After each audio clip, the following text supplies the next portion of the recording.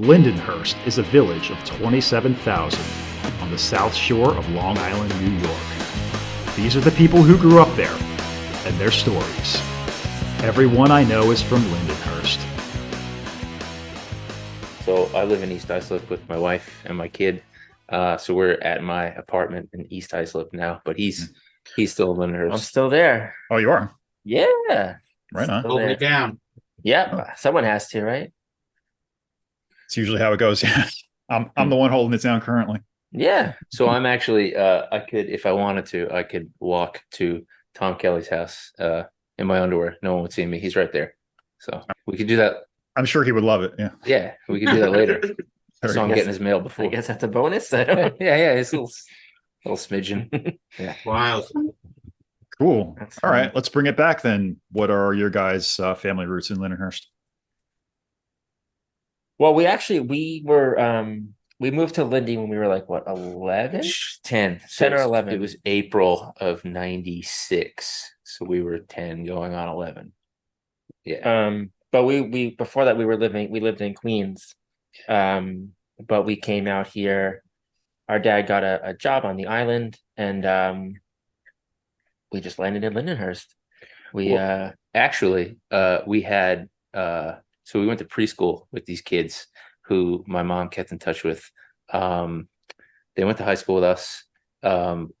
Obviously we didn't know that in preschool that we'd be going to high school with them, but they had moved to Lindenhurst after preschool or kindergarten. And my mom was like, she kept in touch with their mom. And I guess that was like how they started to look at houses. I think we were looking at Copiague, Amityville, Lindenhurst, but they were in Lindenhurst. And we looked at, a couple houses, this, that, and the other thing. Dad hadn't gotten the job on the island yet. He was still at New York Hospital. So he was commuting on the train back and forth all the time. And then he got the job at Good Sam. But I think the goal was to get out here so that he could go to an island hospital.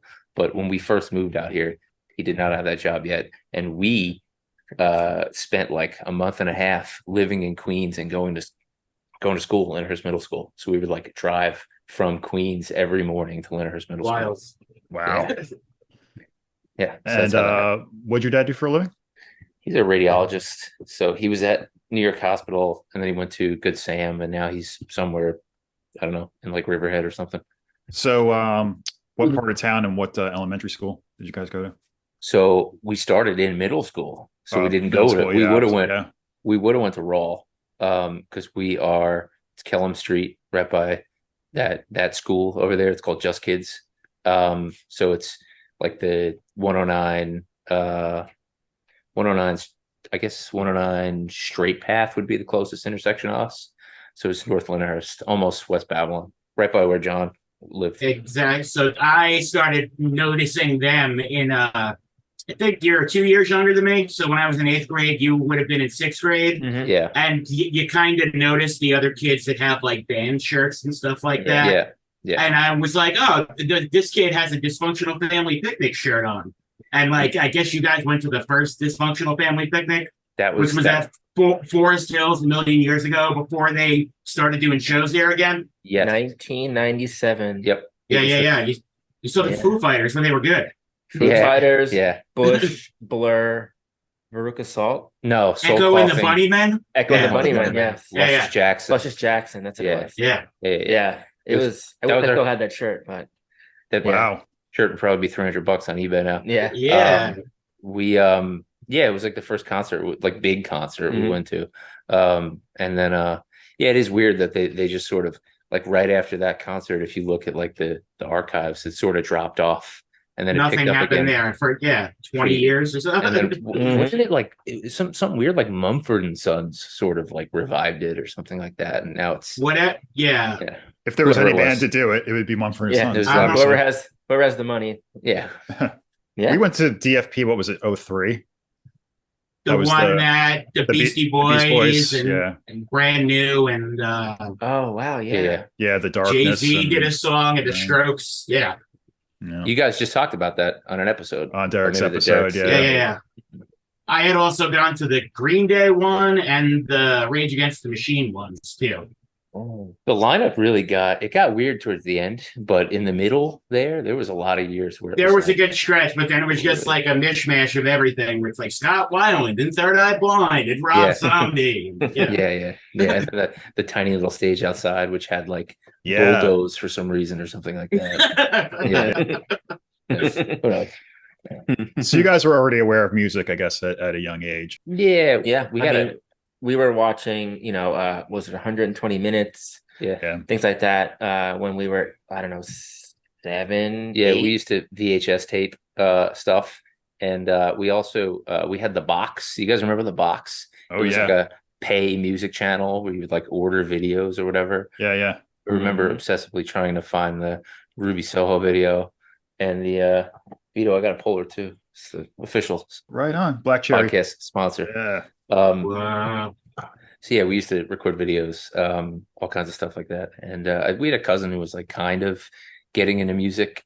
I think he saw Nirvana. I could be wrong about Yeah, that. he was a few years older. He was really, I think maybe 12, 13 when grunge hit. So we were kind of had our ear to the ground with that stuff. But I really think it was MTV. I mean, and Beavis and Butthead. Yeah, A lot of Beavis and Butthead, music for through sure. Beavis and Butthead. And I always, and Shane does too, like always give credit to John because it was John who lent us his gigantic book of CDs Mhm. for like winter break and like probably 97 or 98, 98. maybe whatever it was.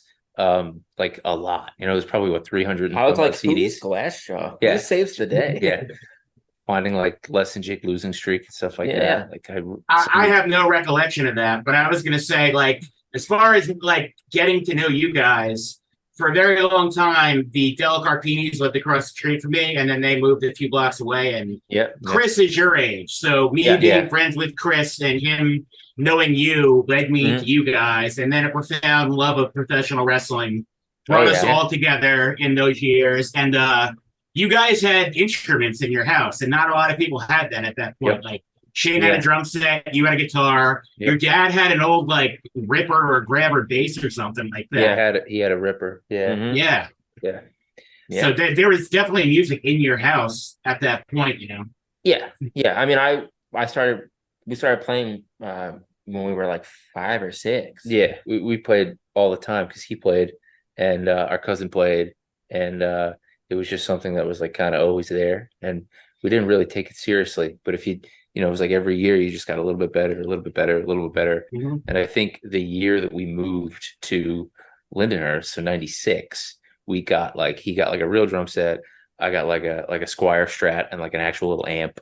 Well, moving from an apartment in Queens to a house with like a garage and stuff, we were like, oh, we can just play. do whatever. So Yeah, space dictated. You guys then had a room to go fuck off, Yeah. essentially. Yeah. So it was did. able to grow from there, which was great. And then us coming up in the mid-90s when punk became mainstream, Yeah. we were obsessed with Green Day and Rancid, and then the third wave of ska. It was a great time to be into music. Yeah. And it just grew from there. yeah. So getting into, obviously we'll get into starting bands and whatnot, but it's just as far as like when you guys were growing up, number one, any formal training at all? Like were you playing in school band, anything like that? No, No. it was No. like I said, it was just watching videos, like obsessively listening to CDs, Yeah. and just being like a head first dive into that world. Yeah. Also, too, so we spent up until the end of 5th grade in Catholic school in Queens, and Catholic school in Queens is tiny. It's even tinier than some of the Catholic schools out here. Yeah. So I think like 1st grade, 2nd grade, 3rd grade, 4th grade, and then 5th grade, we were there. Our class was 40 kids, maybe at max. So when we moved out here, it was like, not only was it like trying to make friends and like trying to figure out how it all worked out here, but there was new things like music classes and like sports, which our school didn't have. Yeah. And we just never, it just didn't I don't even think it really computed to us that we could do that stuff, So when like you saw kids with like instrument cases on a bus, that was like seeing a dinosaur to us. We were like, what the hell is going on? So we just, that was just over our heads. I think we didn't even think about like pursuing it academically, I guess you could call it. It was just something we did very, very casually and didn't really take seriously until like a lot later. think it might have been a punk kind of feel too, because I was like, oh, Green Day doesn't take lessons. I don't want to take Right. lessons. Yeah. So I just wanted to hit the drums as hard as I could and play as fast as I could, and I just figured it out. That's what it was. Have broken cymbals and all that. So I can't. The amount of broken cymbals is just Dude. unheard of. Broken kick pedals, which I don't know how, but just having no technique when you're 13, it's just I wasn't paying for it, so I was like, I remember don't care. we're jumping ahead a minute, but I remember touring and like doing some like some pretty big tours, playing some pretty big venues, and like kids being fascinated that he was using like this like $99 PDP pedal, and he was like, yeah, I break them all the time, so I can't buy anything nice. And that's kind of the story of that. Yeah, so I guess around this time, late 90s, when do you start catching wind of like the local scene and start going out to shows?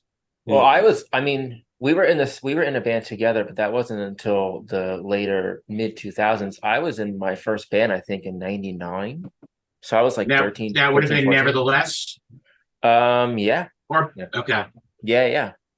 This kid Will that went to Lindenhurst, Will Zacconi, I think he just heard through other people that I could play the drums. And he just approached me in the hallway randomly and was like, you're Shane, whatever. I heard you can play drums. So, and I was so young, I wasn't concerned with who I was in a band with. I just wanted to be in a band. Right. So I played my first show, I think I was 14 at Ground Zero in Belmore. Remember Ground Zero? Oh, yeah. And I want a lot to of first shows there. A ton. I think there might have been 3-4 people there. I'll never forget playing because Hidden Agenda headlined, and I think the band was called One Last Goodbye, which was it who was the guitar player from Brand New? Vinny from Brand New. Vinny from Brand New sang in One Last Goodbye. One Last Goodbye. Okay. And this was like a year before Brand New was around. Yeah. So it's seeing those people in those places, and then like a few years later, holy cow. Famous, yeah. Yeah. I had a little bit of a different memory of that because, like he said, I didn't play in bands until later. My first introduction was Slacker TV. If you guys remember Slacker TV, remember watching Slacker TV? Oh yeah, the Slack pack. And then I remember our mom worked at she worked at Sears Hardware on Wellwood Avenue when it was still there. With Rich Jacobina, and Rich was in Silent Majority, and she knew we were getting into music, but we really didn't. She didn't drive, and obviously we weren't old enough to drive, and my dad wasn't around because he was always working. So we knew about like Silent Majority shows and stuff like that through Rich and through my mom, but we didn't get to go. But that was like my first like real memory of like local stuff, Prior to that was probably like a Vans compilation, one of those like Warped Tour compilations. But local was like Slacker TV, and then my mom knowing Rich, working with Rich, and him talking about like backyard shows, and that's how I remember like becoming aware of like a Long Island scene. Yeah, Rich used to tell us that like kids would come in and be like, "You're in Silent Majority. Why are you working here?" Yeah, aren't you rich? Aren't you wealthy? It's like, let me explain to you something, kid.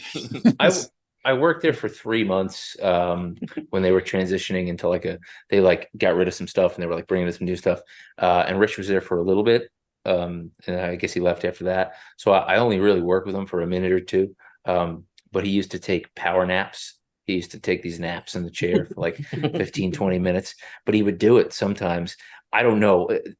I'm probably misremembering this, but I swear to you, he was doing it at like customer service. Mm-hmm. So you just see this dude just sort of stoically like asleep behind the customer service desk. He's probably out playing a show. Could be wrong. 1 a.m. or something. Could be wrong. Yeah. But I'm pretty sure he was doing that. Oh, that's on brand for sure. Okay. Yeah. You guys knew him. We didn't really know him, but yeah. Rest in peace, Rich. I always felt like Silent Majority was we were like maybe 2 or 3 years before their time because we're a little tiny bit younger.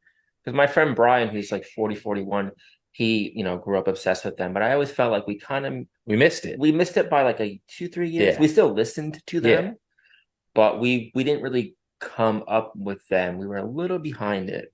Glassjaw too. It was like you knew of them, but you didn't get to experience like the But the 98, 99 stuff. We got to experience them boil over, but we didn't get to experience like them, like, coming up to temperature and like seeing them play backyards and stuff like that. We didn't really The get white that. T-shirt era of Yeah, Glass very- Joe. Yeah. Mhm. I caught the tail end of that, and I even feel like I missed the prime of Silent Majority when the first time I saw them was in '97.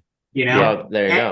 After that time and after the record came out, they really didn't play as much as they did Mhm. before Yeah. then. Mhm. Yeah, I think I have a vague memory of going, like, finally making it to one of the shows and thinking that they were going to be the headlining band, but they were like the band before the headlining band, and like missing them. I feel like it was in a backyard somewhere, like back by the high school. Like, I can't remember what street, but again, I don't know. Yeah. I never really saw them until the first time I really remember seeing them was the first reunion shows at the downtown. 2006, right? 5 or 6. Yeah. 5, maybe. Yeah. Just as good. Yeah. No. Yeah. Okay. Oh yeah, for sure. Okay. So Shane, you start first then. Nevertheless. Yeah. It's an interesting. Sorry, it's an interesting thing that the both of you guys play in like the Vinnie Paul, Dimebag, or Alex and Eddie Van Halen kind of drummer guitarist brother thing, and you didn't start a band together. That I guess that didn't cross your mind. No, I think it's just because when I was that kid Will approached me, the band he was in was already a band. They had a drummer, but he was on his way out. Gotcha. So the band already existed. And I just jumped in. Like I said, I just wanted to play. I wasn't really thinking past, I want to play shows. And then when I found out, local shows are something that exists. And I didn't know that. So I actually think my first local show was a show I played, because I didn't just go, it was that Ground Zero show. Yeah. So I had never been to a local show until I played one. And then from there on, we really didn't go to them unless a band I was in was playing them. Yeah, it wasn't. We were also, a lot of them at the time, especially heavier bands, were 16 and up. Yep. And we were 14. John, were you with us that night where we tried to go to the Ground Zero to see, like, It was like Poison the Well? Poison the Well. No, it was Ground Indecision. Zero. I don't remember. I don't think I was there that night. Greg I think it was- Jacqueline's I think it brother was Greg's drove brother. us Yeah. all There the way you to go. Ground Zero. It turned out to be, it was like Indecision, Poison the Well, and it turned out to be 18 and over. And, 16, I think it was 16 and over, whatever it was. I don't know, but we didn't get to go. I thought you were with us. How do you prove you're 16, by the way? I don't know. That's why I think it was 18 and over. I don't think it know. was But 18. I remember I've never seen that many kids lined up outside Ground Zero in my life. It was pretty remarkable. Yeah. But anyway, Nevertheless was a band that again, I just joined because I wanted to play music. Didn't really care much who was in it or who, whatever. I will give credit to the singer of that band, Justin, who I believe dated someone whose family ran like a birthday party place Party that you Away. did shows out of. Yeah. Party Away was yeah. Wellwood Avenue. I'll give you a short so they did that, but also, again, I don't know him anymore. I don't know if he's Right. dead or alive. I have no idea. But he dated this girl, I think her name was Allison. And her parents, again, I was young. All I wanted to do was play. Her parents paid for us to go to a studio. They pressed the CDs, and I was like, "This is cool." I didn't care like in a negative way. I just didn't think about it. But yes, they own that place, and a lot of the Nevertheless shows towards the later end of the band were there with like ASOB and 5 Cent Deposit. I was going to say that my band, Group 86, played with you guys and ASOB there once. I remember. Mm-hmm. I was just made aware of a video from Party Away that's on YouTube of an ASOB set. Tom Malinowski. Saw him the other day. He told me about it. I'm not in the video, but you're in the background. Shane's in the background. Chris Delacarpini's in the background. Will Schleisner's in the background. So yeah, it's up there if you want to go take a look. Definitely will. Yeah. We'll I just found out about it too. So yeah, we'll find. I'll send you the link. But I think it's the only video on YouTube that exists of Party Away on Wellwood Avenue in Lyndhurst. Well, do you know what that is now? Is that what Bailey's is now, or is that? Yeah, it's. I'm not 100%. I don't think it's a honestly. comic book store. I think Okay, like because Carvel's there. Is it the coffee shop? No, it's Downmore. That's Downmore. right. Yeah. It's the next strip of stores. Yeah. I don't know I gotta what's look there. next time I go past it. Yeah. But they had a lot of, again, that was just that kid Justin convincing them to let us play there. Yeah. And Justin was also, we could say a lot of not great things about him, but Justin was also the reason why we got to go to shows, because Justin drove and he was responsible and careful. He was also, I think he was in my grade, but we always felt like he was one of those kids that could have been 21 and still in high school or something like that. Yeah, he just had that look. Yeah. Yeah, like he'd seen some stuff and he was like a little older. Very weathered. Yeah. And then after that I joined the band. We started this band Picture Perfect. I cannot remember how I met some of the guys in that band, because back then, like Lindenhurst and Babylon, I'm like, I don't know kids from Babylon. They were never the two shall mix at that exactly. Point. But who else was in that band? AJ, right? AJ, Will Zacconi, and this kid Dylan. Who I only knew because we were the first day we met was in my garage. I didn't know him. Right. And that band was whatever it was, but we got to play our first show at the Sahara with Taking Back Sunday, right before they signed to Victory. And was Adam wasn't in the band, was he? I don't remember if he was in it, but it was us, that band, the June Spirit, On the Might of Princes, Taking Back Sunday, and I'm like, this is a real show. Yeah. And then the Sahara, hosted all the shows for like a year, and then it disappeared. But I was playing consistently in a band from like 14 on, because that's all I wanted to do. So you want to hear a fun fact? Yeah. I filled in for Picture Perfect for their reunion show. No, there was a reunion show. He's not getting a cut of that. Must have check. got lost in the mail, my invitation. I don't know how this. I worked with Dan at Journeys. Oh, yeah. I like Dan a lot. Joe was in that band too. Wasn't there a guy named Joe in that band who was like real sketchy and weird? Was it Joe? No. Is this a different? I'm thinking of Joe Meyer. Is that a different Joe? Yeah. Joe Same Meyer. Joe? No, jumping ahead a little bit. Joe Meyer. He was in the Rescue, right? In the Rescue. Yeah. Right. Yes. Okay, never mind. Right in the beginning, yes. So I don't know how this came about, but he asked me to fill in for their reunion show, and we played. We played at a house in West Babylon. And what year was that? This had to have been 2004, and a huge brawl broke out later on. It's about to be a fight right now. He's upset. He wasn't. Yeah. You should be happy you weren't there. It was. I'm it was a at mess. a loss for words. Lots of fights at Picture Perfect shows. Yeah, it sounds kind of dangerous. It's a very violent kind of band. Yeah, that is so wild. It's crazy. Because by 2004, the Rescue was like pretty much doing as much as we could do. I didn't even know that happened. That's so funny. That's crazy. So funny. That was a short-lived band. That was only like maybe 2 years. But you guys played some cool shows. I remember seeing you at that bagel store in Massapequa. Yeah. We played. Looking back, we did play with some cool bands, but that was cool because we got to record with Mike Sapone, who had just done stuff with Brand New. Yeah, and I'm like, this is so cool. Like, maybe we're on the right track. Prior to that, where did Nevertheless record? Did you do that Runaway Studios nonsense that everyone else got tricked into? Oh boy, that's the thing though. I was like, I'm not paying for it. Yeah. But I'll never forget going in there, and this guy was like, "Oh, we're gonna make you the next whatever band," and I actually think the Rescue might have went there first too, and then we were like, no.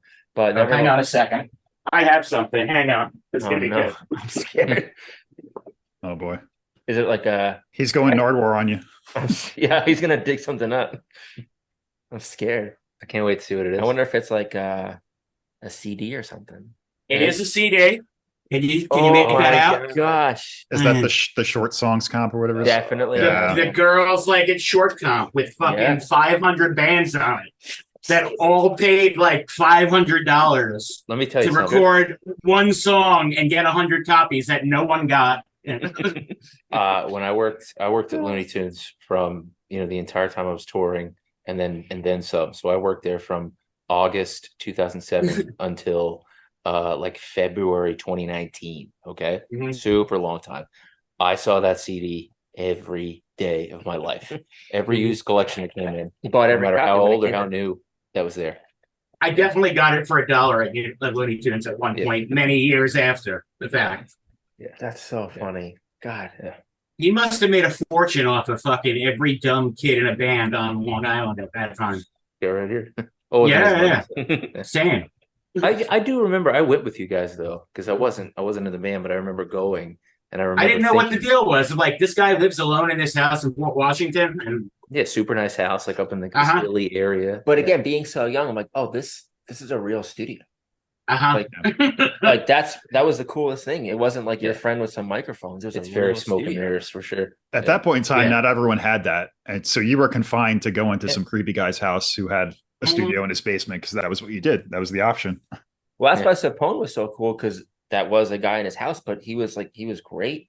He was And legit, man. like it was picture perfect. Like we all chipped in and paid for that ourselves, and like it was reasonable, and that was great. But yeah, some of those places were just like, we'll do the bare minimum, pay us, and see you later. Mhm.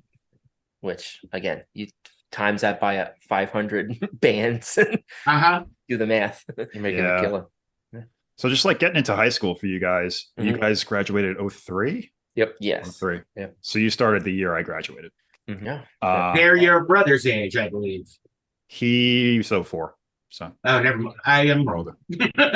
older. But a lot changed during that time. Like I could feel it bubbling up like as I was leaving high school. Like Mhm. you know, our type of thing was getting more popular. Yeah. So Oh, what yeah. was the cultural shifts like? And did you guys did you become the cool kids? No, No? it's Okay. it's funny. I was just Not- having this definitely not. conversation with somebody. No. But you talk about like, I had a lot of kids now that work. I don't want to say under me, but work with me that are younger, 20s and stuff like that. And we talk about high school or whatever. And I was having a conversation with one of them the other day about high school. And I was like, my high school wasn't like that. Everybody was cool. Like it was really from like, I wouldn't say all 4 years, but the last three were like, there was the typical stereotypes like the cool kids, Yeah. the jocks and stuff, but like, the kids that were playing football and stuff were going to see Bane and Converge and Babylon American Legion. I went to Hellfest 2003 and I felt like a celebrity because it was all these kids that played lacrosse from my school that were there that wanted to say hi to me. And I wasn't like looking for their admiration, but it was really cool. Like everybody was really, really tight and no one really, there weren't enemies, there weren't fights. I mean, at least, to my knowledge, Yeah.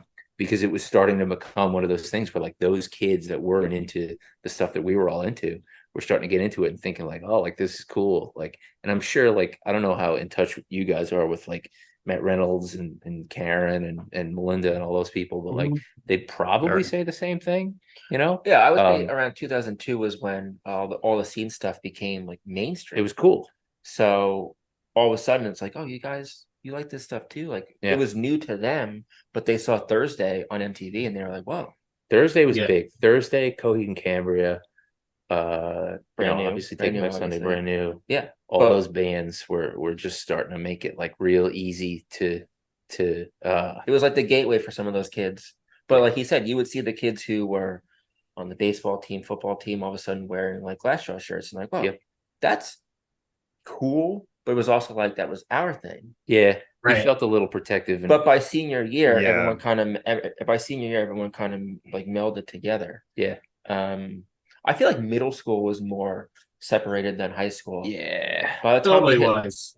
by the time we hit senior year, especially because of music, it was all kind of one big thing, which was cool. And also there's a tradition in this town from before all of us. So it just feels more like ours. in a way. Yeah, I get that. I definitely get that. I felt protective of it a lot because I was like, I think it meant more to me than I felt like it meant to other people, and I was happy to see it growing and like becoming very accepted and cool. But I was like worried that they wouldn't get all of it, or like get as much out of it as I had gotten. Yeah. Then the older I got, the less I cared about that because I'm like, well, I got what I need from it, and like, you don't have to. It's okay if you like it surface level. Right. And I think people are more honest about that now. But then there's a lot of kids that had to like, hey, you know what? No, there are kids now that still have to sort of like feel like they have to portray this image of being this like old head. But then it was very prevalent, and that kind of bummed me out because I'm like, If how you did go on Facebook for sure, there's a few of those. yeah, I never understood that. I never understood the whole like, posturing as if you were seeing Madball in 1995, because like you're 3 years younger than me. How'd you do that? Like John and Shane and I just admitted that we missed Silent Majority and Glassjaw. Like those kids would have been like, I saw every show they played. So that was something that kind of bummed me out. But I remember Picture Perfect, that band I was in, played at Lindenhurst High School a few times. They had. I was going to say that, like, from when I started the high school, from when I ended high school, like, you never would have thought that a band could play there. But by the time I was done, they were having, I don't want to say regularly, but like semi-regularly, some club would have a show there. Like, even after I graduated, I came back and played a show with the reunion show and One True Thing, and On the Might of Princes played the high school. And I think we played one time in the gym, and one time we played in the cafeteria. Right. And like there was a lot of kids there, and I was like, this is better than like an actual local show. Everyone from the high school was now into that type of music, and they all came. I remember Life Teen too. I didn't even play there, but you guys did. Life Teen. Yeah. For sure. Nevertheless, played there all the time. Gosh, so funny. So does The World We Knew come shortly after? Or? There's the Rescue, then The World We Knew. Yeah. Right. Okay. Let's touch on the Rescue. Let's touch on AWOL, and then I'll give you the short Rescue. The Rescue, again. I don't really talk to him anymore. Nothing like bad, but Will Zacconi, we did all those bands together, and the Rescue was a band that started it was actually 20 years ago, 2003. We just started. Will and I wanted to do like a heavier-ish band, and he knew this kid Mike who could sing, and then. I forget how we met our guitar player, Tom, but again, we only met because of music. We didn't know each other besides through bands. And the Rescue just started. Tom was through April. I remember that. Okay. April, what's April's real last name? Dead. Yeah, April. Yeah, they were together for a while. But again, we all knew each other through music, and the Rescue started, it was like August, September 2003. And we were that band for a bit that since our singer co-booked a lot of the national tours that came through. Mike was booking. Yeah, we would open every big show. Our first show was at the Downtown with Fall Out Boy and Acceptance, and like from then on we played like Azalea Dying shows and all those like big like metalcore bands that were coming up at that time. The Hungarian Hall was the place for a long time. The Copeg VFW. But the Rescue was a band that was short-lived. We were on a label called United Edge. I think they were based in Canada. Canadian lady, what was her name? I don't remember. Oh, Andrea. We were on a small label. They put out a record for us. We did some cool shows. We did like short tours here and there. Kind of fell apart. We wanted to start touring, but you guys play with My Chemical Romance in New Jersey. Didn't you play Over Them or Over Falling in Reverse or something like that? Or Over From First to Last? Something like that. It was someplace in Jersey. That could be a whole nother podcast episode, is bands that we headlined over that became famous. Or bands that like use my drum set. Yeah. But that was that was a short-lived band. Our singer couldn't commit to touring. We were trying to tour as much as we could, but it was hard because we were still so young. But that was your first time like going out of state. And I think Picture Perfect would play a lot upstate in like some college towns because our singer AJ, I think, dated a girl who went to school in New Paltz, so we would play up there a lot. But the Rescue was the first band that like played outside of the state, and that was a whole other experience. That was pretty short-lived, and then The World We Knew came along. That was like late 2005. I would say it was percolating for a minute. It was so the kid who sang in the band the whole time the band existed, he started the band out here close to where we're at right now in East Islip. He was in Sayville, and he started it with a couple other kids, and it was like metalcore, but not swoopy hair, tight jean metalcore. It was more like hardcore kids that wanted to play metal. So they started to get their footing and establish themselves. They played Warped Tour in 2005 on one of those like not the pay to play things. Like I don't even It's know like a how they local got on. stage or something like that. The Ernie Ball stage or something. Something. Yeah. And I had gone that year because, believe it or not, I wanted to see Paramore, and Paramore, no one knew who they were at the time, and they played on a stage with like 10 people. The stage that was a truck. His wife, me and her went at the time. She can vouch for this. It was a stage. It was the girl skateboard stage. It was like attached to like a truck bed. There's nobody there. Crazy. But and so I said, "Oh, the Whirlwind News here. Let me go say what's up and see what they're doing." And they have this huge pile on. You know, they were playing next to like Mest and like Thrice or something like that. And it seemed like they had more kids than even some of those bands. So you know, you could kind of tell something was happening. They were a pretty popular-ish band in the local scene because of how quickly they started playing shows. Yeah. And the singer Frank was very much into like promotion. Yeah. Again, it was the whole thing where actually Tom, who was in the Rescue, him and I recorded the first World We Knew EP in Lindenhurst, in my garage, when there was a whole different lineup. Fast forward, Frank, who sang in the band, he became friendly with us, and he said, "Hey, I want to tour." He wanted to take it more seriously, and the guys in the band can't commit. Yeah. We're gonna talk it out, but I think they're all gonna bow out. But I want to keep it going. Can you guys come on? And Tom. So it was like an okay thing with the members, and they kind of bowed out. And then we took a few months to practice, and then the World We Knew came back early 2006 with me, Ryan, Tom, our friend Jimbo, who played bass, and Frank. And so it just came like it was already a band. It was mutual, but it wasn't. Like there was actually another set of twins in the band, ironically, kid that played guitar and kid that played drums.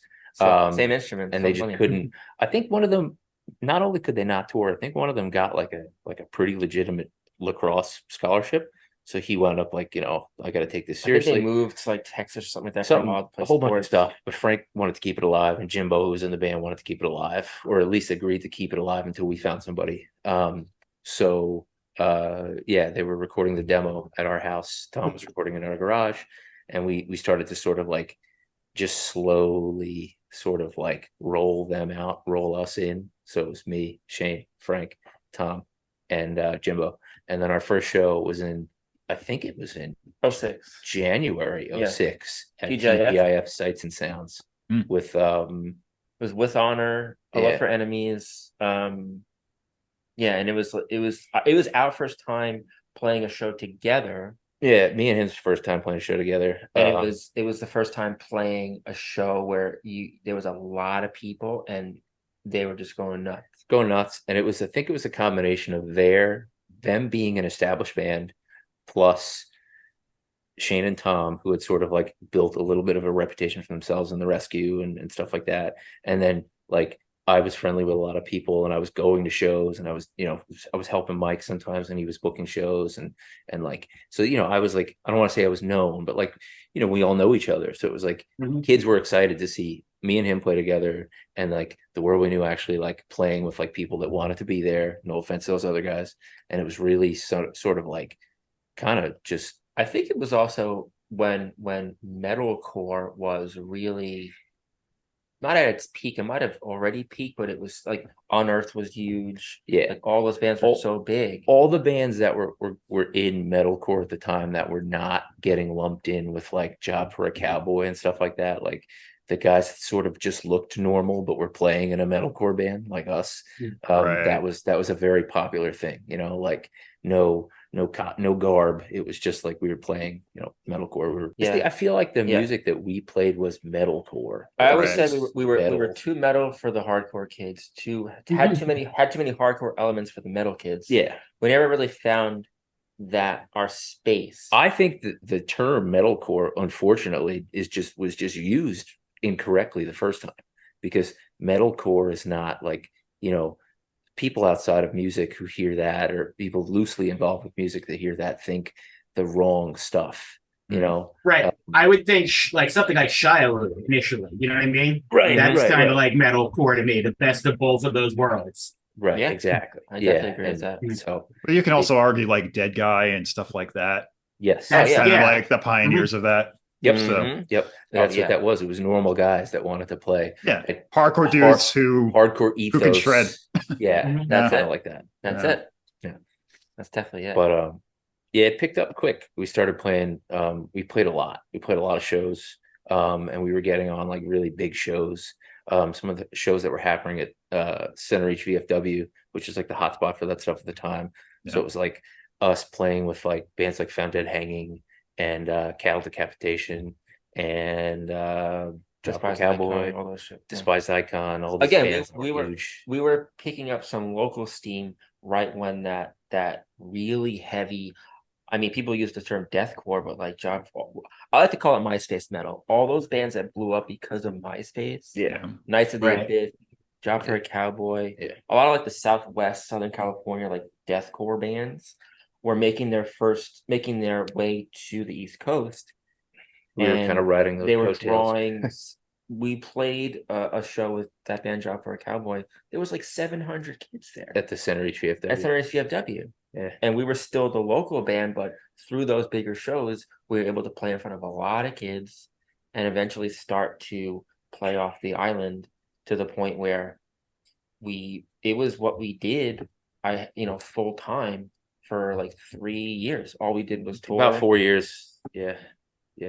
And eventually you caught Jamie Justice here. Yeah. Yes. So How'd that come about? prior to that, so when we started, we started, Frank, our singer, booked a lot of our tours. And there were years, there were a month there we were gone, self-book, full US tour for 61 days, 62 days. We were touring a lot. Much to our there's an accident at some point, right? yes. So Yeah. there's a few things there. Much to our detriment, we were touring too much, 200, 300 shows, not 300, but just under that, all on our own accord. We did get picked up by we were all straight edge. We're still straight edge. We were a straight edge band. We got picked up by a straight edge label, this label Seven Dagger Records, from North Carolina. They made the very famous or infamous Kill Your Local Drug Dealer hoodies. That was the record label we were on, with like these very militant straight edge bands like Tyrant and Earth Crisis. They were literally called Tyrant. So Tyrant, yeah. So we were on that label. Still really close with the guy. I don't want to that get owns that beat up. label. I'm not gonna say anything. Yeah. But no, it was cool. It was cool to be a part of, because it was our first time experiencing like somebody that believed in us as a band. We got invited to play this fest in Ohio, this Edge Fest, and we had this crazy reaction, like a really crazy reaction. And it was just cool. It was cool to meet kids who were like, "Oh, I'm a straight edge kid, but I love metal." Yeah, there's not a lot of metal straight edge bands, and it wasn't planned. It just happened that we were all that way and came together. Yeah, but we were touring a lot through those years, and then we played, just randomly got asked to play the show in Delaware. Yeah, so we randomly got asked to play the show in Delaware with A Call for Blood, which was Jamie Hatebreed. When the Hatebreed guys were busy and Jamie wasn't, Jamie would do A Call for Blood, which was Jamie singing Hatebreed songs with the backup band, this great hardcore band from Connecticut, by where he lived, called Phantoms. So it was Jamie with Phantoms, and he asked us to play. We were like, yeah, of course, let's go play. And it was at that show that he kind of was like, Stillborn was like a thing, and then it wasn't, and then it was a thing, and then it wasn't. And it was kind of, I guess he was just like his pet project that he didn't get to do as much as he wanted. But there was some cool stuff that was out on Stillborn. And I mean, I loved With Honor. Yeah, we loved a lot of that stuff. The Fire was on there. So many great bands. But we played that show, not really thinking. We grew up obsessed with Hatebreed. Yeah. So I'm like, we can go play, and he's gonna play Hatebreed songs, and like they did some covers. We didn't think anything of it. We played, and then we left, and then we actually had contracts from Eulogy Records. Yeah, but they were weird. But the short version is that it was not. We're very glad we never signed it. Really, there's like 15, 16 pages, all this crazy stuff involved. We had gotten do it. A bass player in that time, our friend Ed, who is still our friend. But he was Ed was like the brains. We were the dummies that just wanted to play shows. And Ed was like, no, let me get a lawyer to read this. And his lawyer read it and was his mom's lawyer read it, and there was some weird stuff in it. And she's like, don't sign it. Yeah, like, okay. About like life insurance policies and the eulogy being the beneficiaries. Yeah. That's a whole weird different thing. stuff. Wow. Yeah, it was pretty essentially it was like if you die on tour, like yeah. Their name is eulogy. It's true. So I should have thought of that. Damn it. we We'll played be this. singing while we collect. Yeah. Yeah. Yeah. So back to what John said. So we were on a pretty big tour in 2008. It was a pretty big tour, pretty long tour, and we were sitting in dead stop traffic on some road in Virginia Beach, and this truck rear-ended us, crushed all of our stuff. We were all fine, thank God. He tried to say that we didn't have our brake lights on, but there was a state trooper sitting on the knoll there on the on-ramp, and he's like, I've been sitting here, I watched the whole thing, you just drove into the back of them. So we tried to figure out a way to stay on the tour, but we just couldn't. We weren't making enough money at the time. It just wasn't really feasible. So we stayed with a friend of ours in Virginia Beach. We got our stuff together, we drove home in a U-Haul, in a U-Haul truck, which I'm sure you guys have both done, 2 members in the front, 4 in the back of the box, going through the tunnel, hoping no one opens your door up and sees that there's people in there. So we got home, and somebody put up a PayPal to like help them out. We were just going to sell merch and try to figure it out, and we knew we were going to get. They wound up KLLM, the company that hit us, wound up settling out of court with us, so we got all of our broken stuff back, replaced or whatever. But Josta sent us like $1,500, and we were like, why does this guy have $1,500 to just send to us? And then we found out through that he was like interested in Well, he did. I think it was me or Frank just randomly checked the band email one day, and he was just like, let's do an album. Let's do an album. And it was like kind of a handshake deal. He had a studio in Connecticut that this guy Nick, who was in his Nick was in that band Phantoms that used to back up A Call for Blood. Nick's brother Charlie wound up going on to play guitar for Skid Row and like all kinds of crazy stuff like that. But he really hooked us up. It was well, that was another thing with the eulogy stuff, was that we just got into this accident. We wanted to record stuff. We didn't have any money, and eulogy, they weren't going to pay for us to record. And there's Josh nothing was like like, for us. Come to Connecticut, stay at the studio, it's covered. Yeah. And again, I love stillborn bands. Ryan liked him. Our singer Frank loved With Honor. We're like, oh, we like these bands. I mean, we like all the eulogy bands too, but stillborn just made more sense. And we grew up obsessed with Hatebreed. So it was we were kind of blinded by that. We were like, yeah, let's just go. Now it wound up being really good for us. Yeah. And through Josta, the biggest tours we ever did were because of him. He got us on like tours. I mean, 800, 1,000 kids a night sometimes. Like, crazy big rooms opening for like Crowbar and Chimera and Hatebreed. The Casualties were on a tour with us one time, which was a weird that was a strange tour. It just got us. It got like our foot was in the door in a lot of different spots, but that however small that label was. And however small that his contribution was to what we were doing, it helped us move forward. And we spent the next, 2 or 3 years after that touring consistently. I think 2009 we toured 9 months. Yeah, out of the year, something like that. Like it was a lot. Yeah, it was a lot, and we were doing headlining tours that were like selling out, small spaces, 200, 300, 400 cap rooms.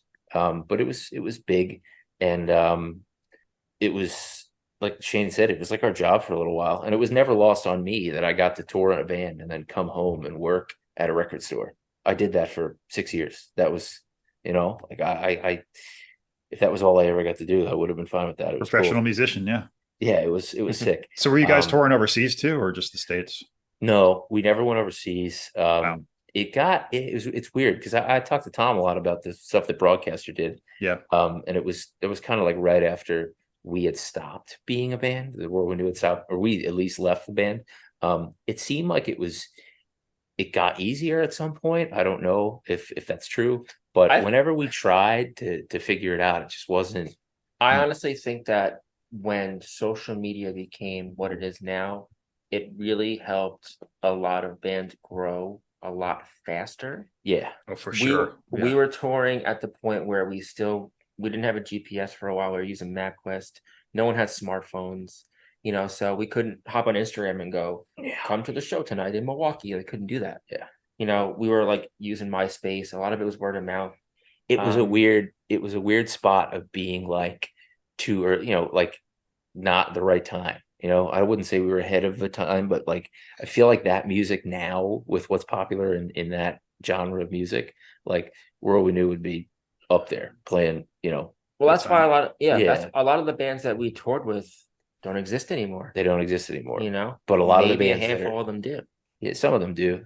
Tim, so we Tom that was in the rescue left right before we really started touring. We actually did we missed a part. We recorded a record at Full Force Studios, which is out here. It was in Port Jeff.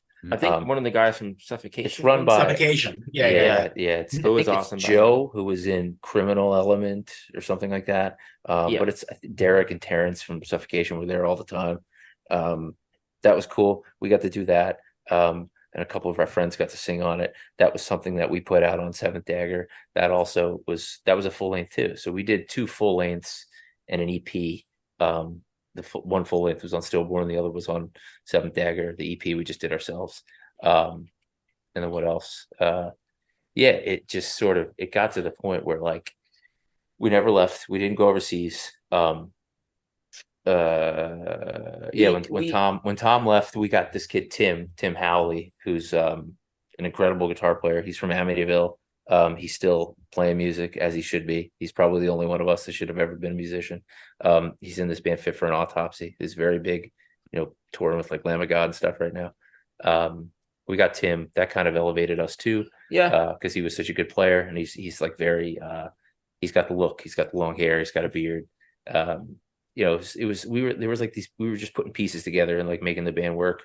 We had a lot of different connections. We had a lot of friends. We had a lot of people that were like behind us, but it was just me and him got burnt out because not dumping on anybody, but we did a lot of the work. I was driving all the time. We were loading in, we were loading out. We were really putting in like the work involved in being a band. You know what it was back then too? We would do these tours where we were support or even opening and the shows were big. But then we would be planning the next tour while we were still on that tour. We never gave ourselves time to like stop, breathe, write some new songs. It was just like tour. And again, we weren't in our own world, but I think we were not again too hardcore for the metal kids, too metal for the hardcore kids. It was weird. We were touring with like extremely heavy bands to the point where we were like the least heaviest band on the show. We looked stupid. So we had kids who liked us, but I think a lot of those kids maybe they wanted to hear very heavy music. We were on tour with Despised Icon and like bands like Winds of Plague, who were like deathcore bands, and we looked like us, and we're like, we don't really fit in. And I think that us kind of not fitting in that world didn't help. It didn't help. It's we all had lives too. Like no offense to anybody else, but like Frank and Tim, they wanted to tour all the time. They were even, almost like I said earlier, it was like to their detriment. Like all they wanted to do was tour, as where we wanted to record and tour and record and tour, take a break. It was just tour. And I think we also learned, when we left in like July or August of 2011, 2010, and they kept going. They got some other guys to play. It wasn't until a year or two later where they realized like, oh, people weren't really coming to see the World We Knew. People were coming to see me and Shane and Frank and Tim and Ed. We had like become so tight with so many people. We would go through the same city 4 times in the same year. Yeah, and it just got to this point where you're like, okay, these guys are probably here like liking our band out of pity. They really just like us. It was more for the hang than anything. I think so. And it's like you just said about like going overseas and stuff. I thought when we left the band, like, okay, we're gonna leave, and they're gonna go to Europe. They never did. They never did. But So that was never at all. No. They wow. went to, they did some Canada stuff. They did They put Canadian out a stuff. record on this Blackheart group thing, Yeah. with some of the songs that we had written together, and then some new songs. Well, we would just circle the US like 3 times a year. Like, it all was the just time. Like, there's no reason I should know how to get around Wichita, Kansas without a GPS, but I do. Like, I don't. Yeah. It's not. It's And I think, we keep saying the same stuff, but if we would play Omaha in February, we're gonna come back in May. So the Yeah. kids are like, I'm not gonna see them both times. I'll just go one time. yeah. It got really It was- oversaturated. And again, back then there were so many bands doing it. Yeah. I think because of MySpace. MySpace really helped sure. bands get out there. yeah. so it's there was 500 worldly news, Yeah. essentially. So it was just oversaturated. Yep. That's why there's so little left from that time, and there's some bands that made it, there's some bands that really stuck it out and like did the thing, Acacia Strain is one of them, but Acacia Strain's always reinvented themselves and always like sort of Yeah. did something new. Some member swaps here and there. So it's like a double-edged sword. Like there was a huge network and you can constantly play, but standing out was It was hard. Almost It was hard. impossible. It was hard. Yeah. It was really hard. And I still, even if I don't listen to a lot of that music anymore, I still really I like admire bands that just don't give up, because like, it's hindsight's 2020. Maybe we could have still been playing shows, but like you see bands like the Ghost Inside that get wrecked in a huge accident, and they have all these people say all this bad stuff about them. They haven't stopped, and that's why they're playing Download Festival. It was a very cool thing to be a part of, and I'm sure you can attest to this. Like touring, even if it was only for 6 years or whatever it was, taught me so much about life. I don't think I know for certain I would not be who I am today if it wasn't for the time. I definitely would have never went to Idaho. I definitely would have for touring. Idaho. So no offense sure. to Idaho, but it's just not. I think I was just listening. I just finished Derek's episode the other day, and Derek was talking about how it's like a loss. Like when you leave music, when you leave, he was doing music for a lot longer than we were, but it's so ingrained in you that to this day, we're almost 10 years out, more than 10 years out of touring full time, and like my brain still works in that way. Like it still works in that sort of like super quick on your feet problem solving that you have to do when you're an independent band. Yeah.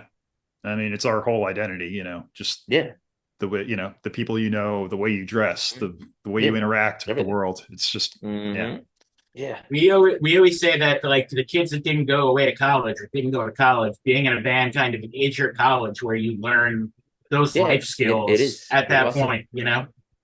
Our first I say full tour of the country, we were 22, and Tim was what, 17 or something like that. 17, We also 18. did it. We did a 61-day full US tour in a 2-door Ford Explorer Sport, 2 seats in the front, a dog bed in the back that the 4 people sat cross-legged on. That was tough. That I was wonder like, you guys got burnt out. Jeez. Yeah. Well, later on we were a conversion band. We didn't have any benches. Better, we were always in captain's chairs. About 12 miles to the gallon, maybe something like that. Yeah. It was rough. You learn a lot because you're in a lot of weird situations where you never thought you'd be on a tour. But, I always think too, like, it's very cool to see, because there's a lot of bands from West Babylon, Lyndhurst area that have done a lot since we did stuff, but around our time, like there weren't a lot of bands around our time doing stuff. Straight from the Path, who's still doing great stuff. They were doing stuff. But like, since then, Backtrack, Incendiary, all those bands have they're doing it right, whether you like them or not. They're doing it right. They're recording, they're playing a couple of shows, they're playing a festival. They're like, I respect that so much. And if I could have figured that out then, how to like do a band professionally, and like, I don't think people did that then. no one did that then. Nobody It's did it. it's such a cool was just thing like to watch happen. Tour. You can live a life, you can have a job, and you can have your band. Like that would have been. And they could do whatever they want. If they want to turn something down, no big deal. They don't need it. Well, that's like Stray. So sick. Stray really, I'm assuming it's a choice. They primarily just tour Europe because hardcore and heavier music is way more mainstream over there. Yeah. They're only touring the United States one time this whole year. I'm assuming that's by choice because they do so well over there. I admire that so much. It's smart. It becomes a business at a certain point, Yeah. and it's smart. You look at what the lineups of some of the festivals over there, and it's like, I didn't even know that band was still together. Exactly. And they're headlining this festival. They're in headlining Europe. exactly. Yeah, Yeah. who was it? Was Exactly. it we toured Zebrahead. with Zebrahead, some weird band. No, we Love toured with Zebrahead. who was it? We were touring with geez, I can't remember who it was. I don't know. 100th maybe? 100. Toured with this band 100th for a minute, who had they had a pretty big run for a minute there. But I remember looking at 100th playing some festival in, Leipzig or something like that. And there was, like it looked like the Pantera when they played in Moscow, to like 1 million people. I'm like, the fuck is going on? Well, that's why those bands just will keep going, because that doesn't cool. exist here. It's Well, cool. it didn't then. You could sit back and be sour, and like point a finger at why this didn't work or why that doesn't work. But like, it's something that I wouldn't have traded for anything else, because it made me who I am. And it put me in a place where I can look at bands now. And even if musically it's like something I'm not interested in, I just think it's so cool that, like, it's cool to be here now and to not be one of those guys that's like, it was better my day. Like, it's better now. Bands It's have way better. such a Yeah, amazing ability to like do whatever you want, You can however record an wanna album do on it. your phone if you And really it's, wanted it's to. just it's the coolest thing in the world. If I had any if I had a brain, or if I had any sort of creative juice, I would try to do it. But you get burnt out. I don't know if you're burnt out, but it's like, yeah, it's more fun to just be a spectator now. I wanted to go back a little bit here. Yeah. You had mentioned working at Looney Tunes while you were on tour there. Now, to anyone who grew up in this area listening to music and stuff like that, Looney Tunes is like the coolest place in the world, and a haven, because you have all the shit there. Was it actually a dream job when you got it? And are you team Carl or team Jamie? That's a tough question. I'm team Groger. So I'm team Carl Senior. Carl Jr., Carl Senior, Carol, Jamie, Bridget. I love everybody. I haven't been back there in a long time. So I left in August. No, I'm sorry, in February 2019. My wife owns a hair salon in Bayshore, and she was off the books at the time, and then I was off the books at Looney Tunes, and that wasn't working for us. We needed one of us to get on the. So I said, okay, let me split. I got a job with Whole Foods. I still work for Whole Foods. I work in Comac. I got in August 2007, right before we left for a really big tour. I was asked to help out at the receiving end of Sirens in store, and I was asked Very to do underrated band. I was asked to do that by Colleen Lennon, that worked there for a while. Colleen was my friend, and I did it. And then I thought, okay, that was fun. I'm never going to do that again. I think Carl gave me I honestly think he gave me a Less Than Jake VHS of like a video. I was like, that's cool. What's that? And he just gave it. That was my payment. And then when they had the fire, I was asleep in the van. We were about to play. I think we were playing the Whiskey in LA that night. And my mom called me, and she was like, "Did you see what happened with Looney Tunes?" I said, "No." Obviously it's the fire that happened. It's devastating. But that was a super long tour. It was like August, September, up until the end of October, like Halloween time. And when I got home, they were looking for people to come in and help clean up. And that was the Carnifex tour. That was the Carnifex tour. So we didn't. That was probably we were playing Soma. That's what it was. The famous, the Blink-182 famous venue, San Diego. San Diego. So my mom called me. I was asleep in the van. That's when I found out about Looney Tunes. So I went back, and my first. Hilariously quickly, I've been told that a Dream Theater window display is to blame for Looney Tunes going on fire. It was. So at night, you have to bring in the trash can and the cigarette butt can, right? Mm-hmm. And the Dream Theater display had like some sort of neon on it, right? Mm-hmm. And the trash can was precariously placed on the cord that connected the neon to the electricity, and it was like pressing on it, and it just created a spark, whatever. Most of the damage in Looney Tunes, to my knowledge, was actually created by the records that were nailed to the ceiling melting and forming these big black globs on stuff. That's what I had heard too, and there was just like paper and old punch cards and shit like stapled to the walls everywhere. It was kindling. Yeah, bands would come by and put their receipts up on the wall. Right. Yeah. So, Derek probably knows more about that, because I think he was working there Derek was there on and off. I think I might have. It was like Derek's story was that Carl called him and was like, "Good news, all your modern CDs survived the fire." yes, I heard that. I heard that on his episode, and that is true. That is 100% true. I think that. we like crossed paths a few times there. It was like tradition at Looney Tunes to bring back all the old people that had worked there on Christmas Eve. I think I might have worked Christmas Eve with him once or twice, but other than that, we really didn't cross paths. I think Derek was working with Carl with Brookvale Records, which was the Looney Tunes record label, which I later went on to do a lot of work for. But anyway, Diane was working there with you at some point, right? Yeah, I worked with Diane, I worked with Colleen. So I went back at like the end of October of 2007 after that big tour, and my first job was cleaning pretty much everything. I was cleaning the guitars that were hanging on the wall, and I was like rebuilding them so we could hang them back up, all kinds of stuff. And they had a lot of people in there at the time, and Carl Sr. was sort of in charge of wrangling the troops, and he cut a lot of people while I was there. He very famously, this kid came back with lunch for him, and it was wrong. So he like put his arm around him. Kids haven't been seen since. Yeah, he actually hasn't. But Carl put his arm around him. He's like, you know what? He's like, you see over there, what's that? He's like, well, Blockbuster. And Carl's like, yeah. He's like, I want you to go over there and get a job application because you're fired. I watched that happen. That was wild. Blockbuster's doing great, so it's okay. Blockbuster is doing great.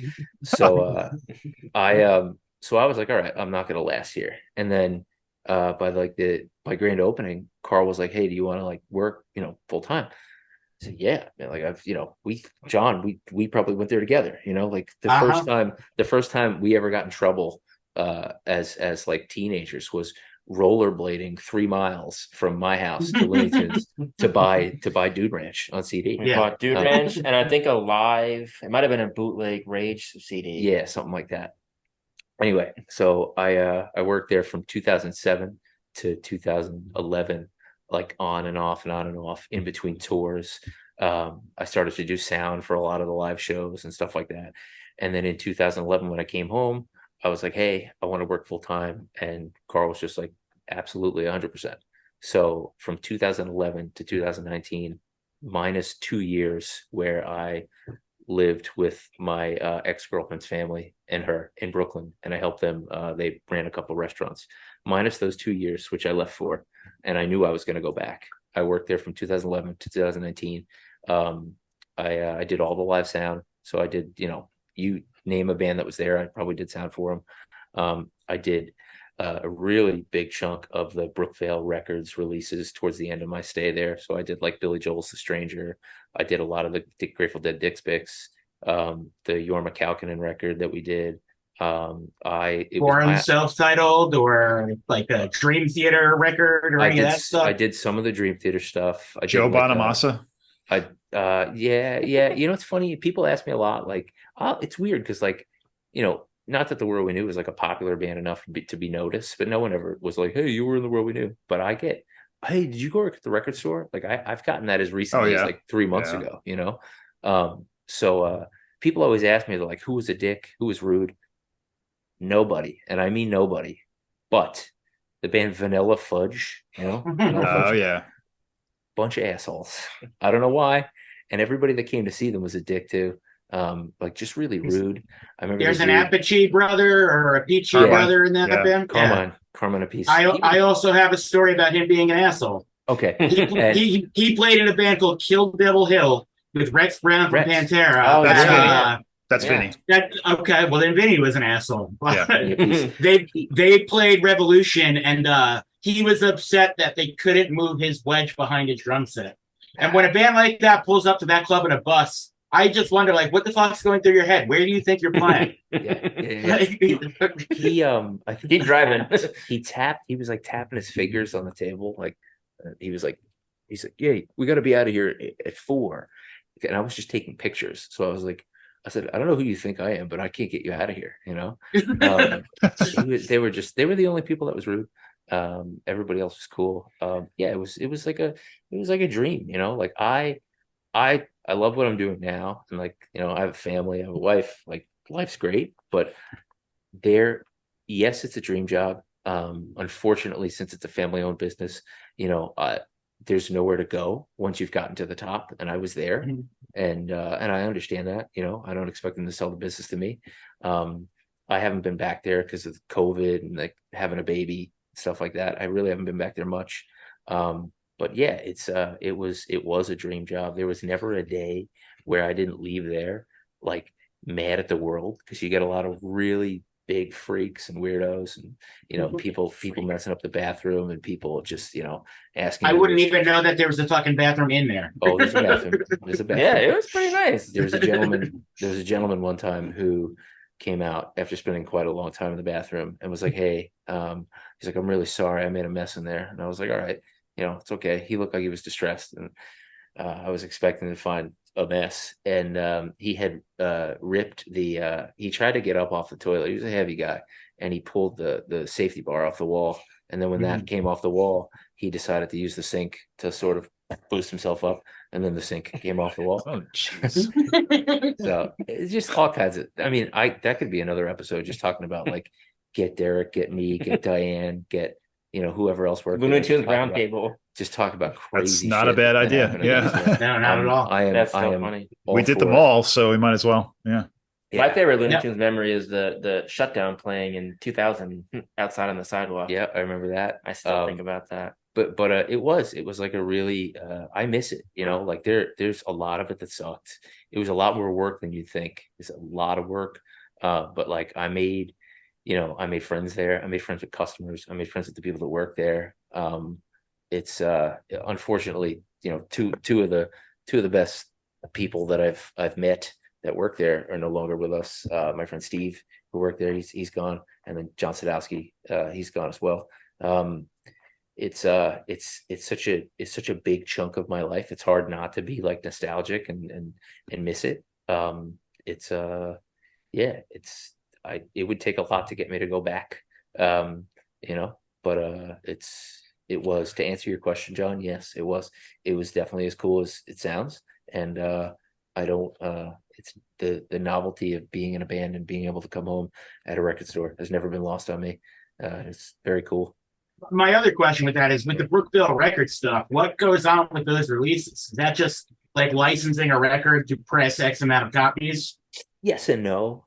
There's a lot of different things that went on with that. Carl, he got his foot in the door in different record companies and labels because of how weighted the sales are at independent record stores. So, that's what we have always heard. The sound scan shit at Looney Tunes is through the roof. If you go buy the new Taylor Swift at Looney Tunes, that's a terrible example for this podcast, I'm sorry, but if you go buy the new broadcaster, it's for every one you buy, it's 10 scans, right? So the deal with the in-stores was that you buy the CD, you get into the in-store event, right? So if you sell 200 copies, which sometimes we did for in-store events, that got them 20,000 scans. You do the math. So they had a lot of pull, a lot more pull than you'd imagine. And then being the longest running record store out here, one of the oldest record stores in the country, might be the oldest record store in the country, minus Amoeba and stuff like that. They had a lot of pull. Carl had a lot of pull. So the first thing Brookville came about because he wanted to sign this band Hotel of the Laughing Tree and another band, Tiger Riot, maybe was the other name. Derek would know because I think he did more work with them than I've done. But he signed those bands. He put out their records. I don't think either of them did very well. I do think Hotel of the Laughing Tree won some weird MTV award somewhere. You could look that up. But yeah, it started with, I think it started with Dream Theater. I think Portnoy did like a drum thing there, and they were just sort of like very loosely talking about doing records or doing vinyl, because he used to shop there, and it just sort of spiraled from there. And it was, yes, mostly, hey, we'd like the licenses from you. Can we get that? And we would just Brookville sort of struck before the iron was hot, before vinyl really blew up again. We were doing a lot of cool, weird things that hadn't seen the light of day on vinyl. So a lot of stuff that came out in the mid 90s or late 90s, early 2000s that were not on vinyl, that was our goal. If it's never been on vinyl, we're going to do it. and that's kind of where we started. And then Record Store Day, which is, everybody kind of, I'm assuming most of the people that listen to this know what Record Store Day is. Record Store Day was big too, because they always wanted Record Store Days to become more involved with Record Store Day. So we always tried to, like, our year was getting stuff ready to put out under the Brookville banner for Record Store Day. And most of the time it was just getting a license and being able to do it. But, we did like 311 Grassroots. We did, and they had, 311 had involvement in that. Blues Traveler, we did the whole catalog on vinyl because it was never on vinyl. They got involved with that. They came and did an in-store. The Dream Theater stuff was a little bit before I had involvement in the label, but like the Skyfall soundtrack, like I laid that whole thing out. And you know what, John, I'll credit you for this too. You were the first person I knew to use Photoshop and PageMaker, and you and journalism class with Mr. Tracy, who you guys probably both had. Like that, what little I learned from those classes, I put into doing that stuff. So I laid out the Skyfall LP, which I think I don't know if it got nominated, but it got like submitted for like a Grammy for like best artwork in a record. Yeah, it was mostly just licensing deals. We did The Stranger on picture disc, and I got to talk to Liberty DeVito. Like, just like cool little, like, it just really cool sort of like full circle stuff, like being like such a crazy music fan and a big Looney Tunes shopper. But the coolest thing I got to be a part of was the Social Distortion self-titled, because that was a record that, as a collector, I was trying to find forever, and I found it in this tiny record store in Amagansett, and I bought it, and I was like, all right, like, I have a reference copy now. We can do this. We can figure this out. And whoever we worked with, whatever label it was, had all the master tapes, and we got the master tapes, and we took them to this guy, Alex Abrash, who was in Plainview, who had like a lacquer cutting thing, and like it was just like so cool to be involved. Like it felt like I was involved from like, it felt like I was watching them recorded in a way, it was just so cool to like be a part of that, from like nothing to something. That was the one I think I had the most involvement in, and that was the one that did really, really well. He also got, like, Carl got licensed to do the Dick's Pick series on vinyl, which we did, like, I think there's like 30 of them that we did. It was just something, it was in a time where record stores were sort of dying. So like the in-stores and Brookville really sort of like floated Looney Tunes, which is now having like a renaissance because vinyl is so popular. So without Carl very, intelligently coming up with that idea to do Brookville Records, that store might not be there. It was really sort of like a Hail Mary to make Record Store Day something viable and make it more, keep Looney Tunes afloat. Really, that's all it was. Yeah. Do you think that's possible to do now, like the volume of that vinyl, or is it just the waiting list to press vinyl is just too far out? It's far. So when I left in 2019, we were working on, I wish I could remember. I can't remember what it was. It doesn't matter. But we were working on something that had like a crazy, I think it was the Bronx Tale soundtrack. We were trying to get repressed because it sold well. We did that. And we had to go with, luckily they did a great job. We had to go with this company, Cascade, who was like a brand new plant that had just opened, because there's a lot of those now. But because the wait time at URP or like Rainbow, who were like the big ones, was like 18 months or something crazy like that. And then you were getting a lot of these companies that were used to having 4, 5, 6 projects a month were getting 40, 41, and things were getting screwed up. I remember like these, I think there was Led Zeppelin reissues that came in that all had Green Day Dookie in them, Green Day Dookie records in them, because like there was just a lot of that. It was a lot. Like I just heard that some new record, maybe a country artist or something like that, their record was accidentally pressed with like a 90s electronica mix instead of their record, because these companies were so used to this. I think it was Taylor Swift. Was it Taylor Swift? I think it was. Yeah. Whoever it was. I scrolled past that story today. Yeah. There was a lot of that happening because these companies were so used to just this really slow, easy pace. And then it was like, okay, like quality control's got to go up because what the hell was that? We're making mistakes left and right. I don't know what the lead time is now on projects. I'm sure it's worse. But it might be better because there's a lot of plants that have opened since then. Third Man has one. Yeah, it was yeah, I don't know. I would assume it's still pretty bad though. So you guys leave the world we knew in 2010. You said Yeah. Yeah, there was a reunion at one point, was there? Yeah, so there's two, I they think. actually kept going with a few different members for about maybe 2 or 3 more years actually. Yeah. Just doing the same stuff. They put out another record. They did some touring, and then I think it was like maybe early 2013 they stopped. They officially like broke up. And fast forward to the end of 2019, Frank the singer wanted to play some shows to commemorate, I think, 15 years of the band starting, because it was 2005 when they started. But we all had jobs and stuff and other things going on. So he had a few the members after us played, and I actually got to hop on and play an old song. I hopped on the kid and I played an old song. And actually the members that Ryan and I replaced, the other twins, they were there and they played a couple of songs too. So it was actually really fun to do. But I don't think there's beyond that, I don't think there's any plans. It's funny because I think it's next year will be 15 years since we put out the record on Stillborn. So sometimes I think about maybe that'd be fun to do next year.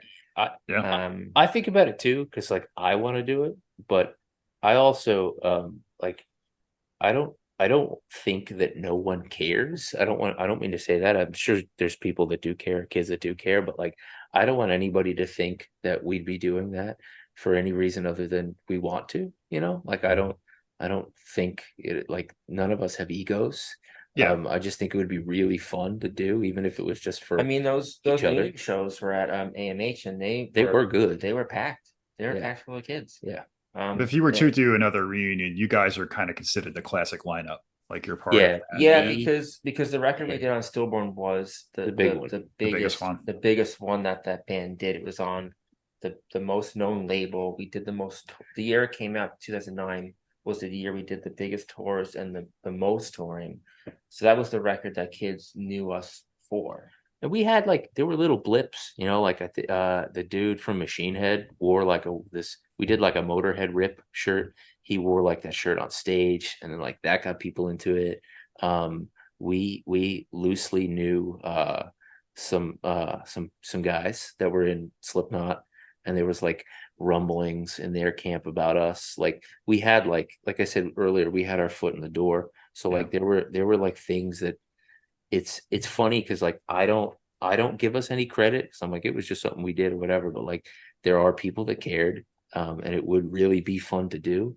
But I don't too Even logistically it'd be tough because Tim, who played guitar, he's in a full-time band. You know, they travel and tour the world. And Frank, our singer, he through the world we knew him through touring in bands, he now works like more on the business side. He just got off the Seal Kiss from a Rose like 30-year he did that. tour. He just finished the first half of the Weezer summer tour. So he's like doing it on that level now. It's weird because like everybody that was involved with the world we knew outside of being in the band is still involved in music.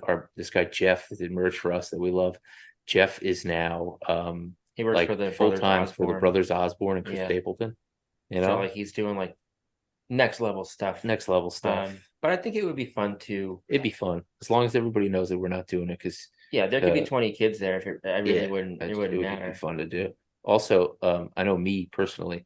Like we did a band for half a second with our friend John from upstate, who was in Recon, and he was in First Blood, and he was in a couple bands from upstate from Albany, and Rob from One King Down and Most Precious Blood, he was going to sing in it, and it was like a flash in a pan. It literally lasted 2 or 3 months, and then we realized that between here and Albany, it was just not going to work. It's hard to have that. But that was the only thing that happened after World We Knew. But I would do one. Funny, I sold most of my gear. I have no cymbals. I have my kick and like a snare and like my hats. So I'd have to get some gear. But it would definitely be fun. I was actually peer pressured by Tom Kelly to buy a guitar just last week. So I'm still I still play pretty often. drums are harder. There's a lot of pieces to a drum set. Yeah. Oh God, I know. Yeah. Ugh. It would be fun to do music. I just don't want to do it full time. And I don't I feel like I don't take anything seriously. So Yeah. So yeah, just kind of normal life now. Married. Do you both have kids? he doesn't. Yeah. I have a Okay. 3.5-year-old. Okay. Yeah, I work. I don't really do anything else. Yeah, I work with kids with special needs, and I also do I buy and sell vintage clothing. That's become a hobby now. I do like pop-up sales in the city. I sell online. I do stuff like that. So I see your wooden sleeper shirt there. Shout out to Brian Davis. Brian's the man. Brian and I again, Wooden Sleepers. Getting into vintage clothing primarily. I think it came hand in hand with music. And I just randomly, when he had a store, a brick and mortar in Red Hook, I went there, walked in, we're looking at each other, like, this guy is so familiar. And we just started talking. And I'm like, he was in a band called Encrypt Manuscript, who definitely played with the Rescue a bunch of times. And I just saw him a few weeks ago. We do about every 4 to 6 weeks in New York City, we do a pop-up sale together. So now I see him like every month. But he's the man. And yeah, he it's just such a small world. Yeah, I mean, even with me, you know, when I left Looney Tunes and I'm like went to Whole Foods, I'm like, oh man, I'm not gonna know anybody. And like, you know, first couple of months there, I realized that at the Whole Foods in Lake Grove, like half of the bands, that band Sanction, or hardcore band from out here that's like pretty popular, half of them worked at Lake Grove. And then I get to Comac and like the guy in the meat section who I'm real close with now, this guy Chris. Chris's dad was in Foreigner, little Whole Foods lore, but also Chris had a Crowbar shirt on. And I was like, hey man, we tour with Crowbar. He's like, we who? And I was like, the world we knew. He's like, I love that band. And then, you know, he knew Tim. It's crazy how little hardcore and punk rock seem, but how like tremendous they are. And even people that you know, you don't realize that were a part of it or are a part of it sometimes until late.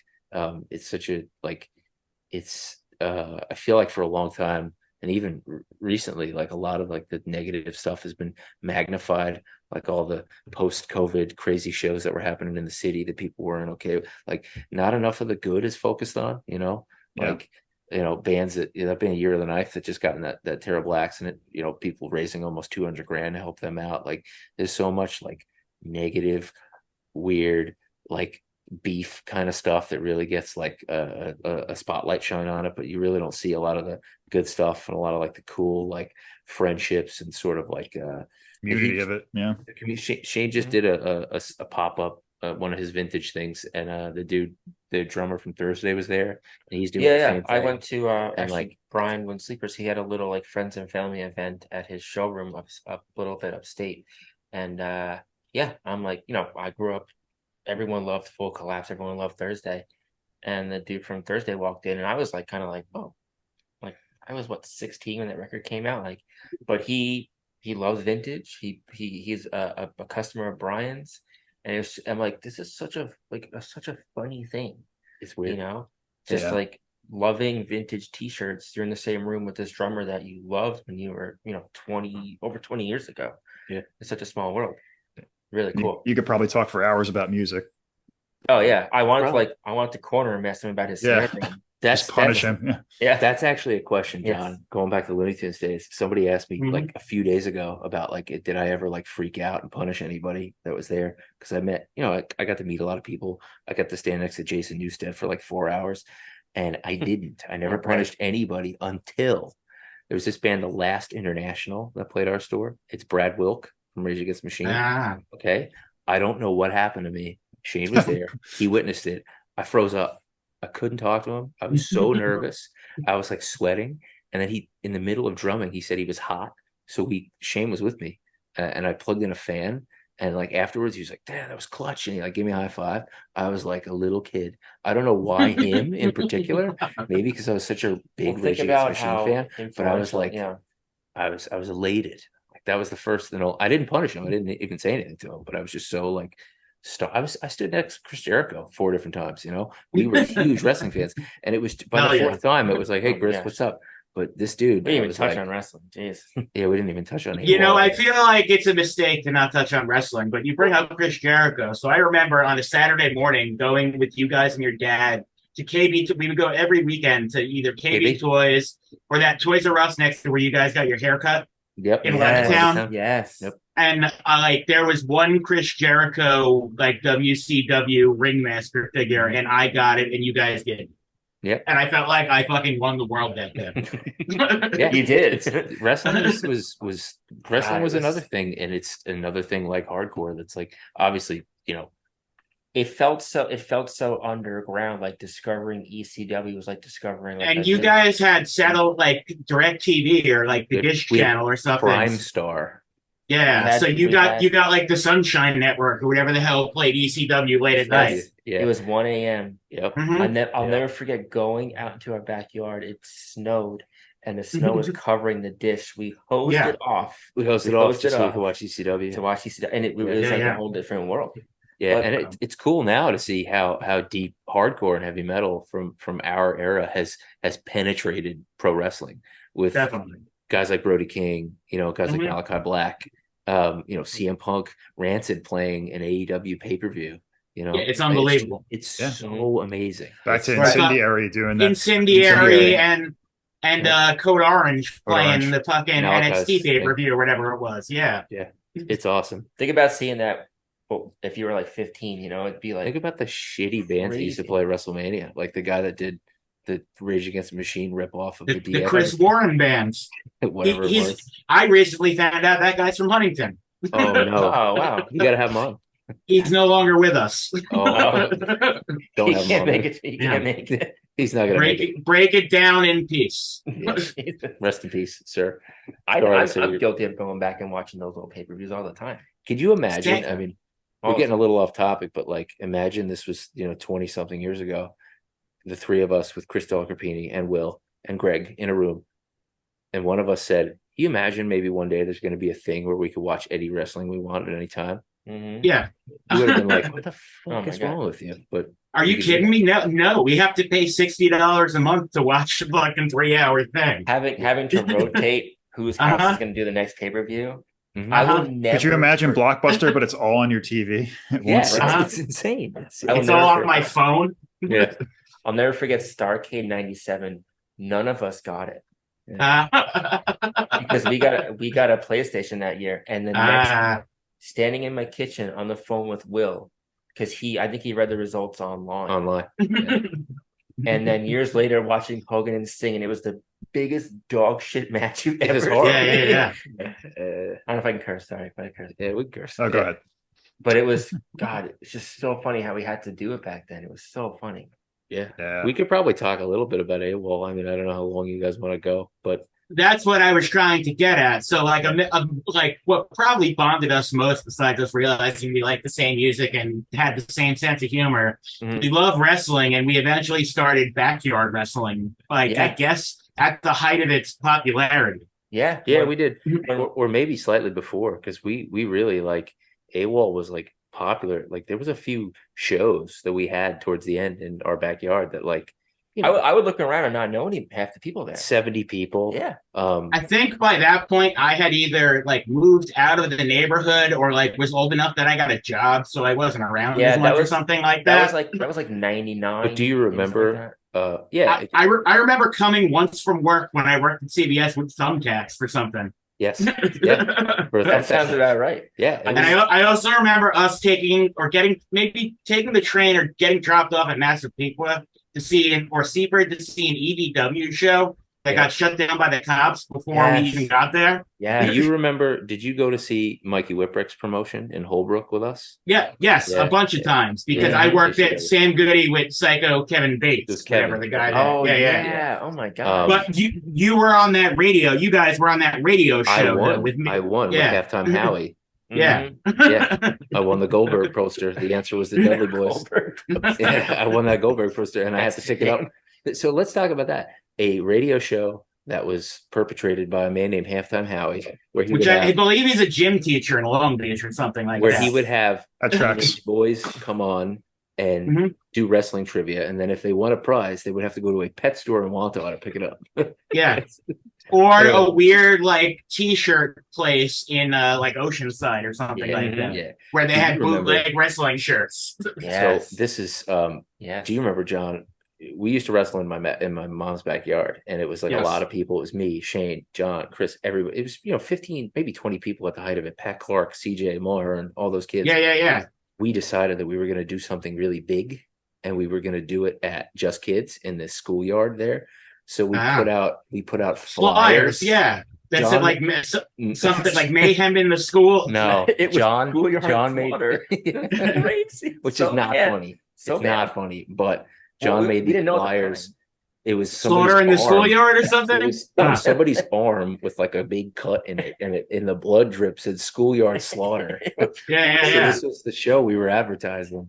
I got And, called to the principal's office You in the school, and they're like, "What the fuck is this?" You're like, it's backyard wrestling? I don't Yeah, know. what's wrong? with Yeah. it? You Yeah. think you think I'm advertising a fucking like public shooting Yeah, no, at the special ed school? That was so, God, man, that was so wild. that's pretty dumb, but that's whatever. That was so wild. We did I mean, credit to Will. Will was the one who got us, because we were into wrestling like 90, 91 when we were young. Yeah. But then Will got back into it like mid 97, and he was like, you should Mhm. watch it. And that was like the height of NWO and the Monday Night Wars. And then the Attitude Era hit, and everybody was obsessed with it. Yeah. And that's how it Mhm. started. And then we wound up doing AWOL, and then it kind of dissipated. And then this kid, That kid got a ring in his backyard and kind of took the. John Feminella, John who Feminella. I think lives in Georgia now. He moved to Georgia to wrestle at it was the whatever it was the WWE Performance Center before the Performance Center existed. But his Deep mom, South. It was Deep South. Yeah, he wrestled in Yeah. Deep South. his mom paid, I think, like $6,000. Yeah, Bought the ring. Of course she did. That number sticks in my head. Bought the ring online. And I remember being at home, and I think it was Chris who called me and said, the ring's coming today. You got to come to John's house. Put the skates on. I flew to John's, and like a semi truck coming down his block with a ring in with it. the wrestling ring in it. 6 hours later, the ring was set up, and we had a pro ring in this kid's Mind backyard. you, that was not the only wrestling ring located at a backyard in Lindenhurst. Because Right, Kenny and Harley Wooden had one in their front yard, yep, Yes. they did. Yeah. which I think was more of a boxing ring than like a proper wrestling Yes, ring. But because it that was thing- it was it was hurt. ropes and yeah. They also had a pet monkey, which was strange. But he would, I would see him in school, and I thought he was like into metal and stuff. And then I think he approached John Feminella and was like, "I heard you had a wrestling ring." Yeah. And then it was like a cross promotion thing where we would go to each other's houses and wrestle. Yeah. And it was like And it was a big thing for a while.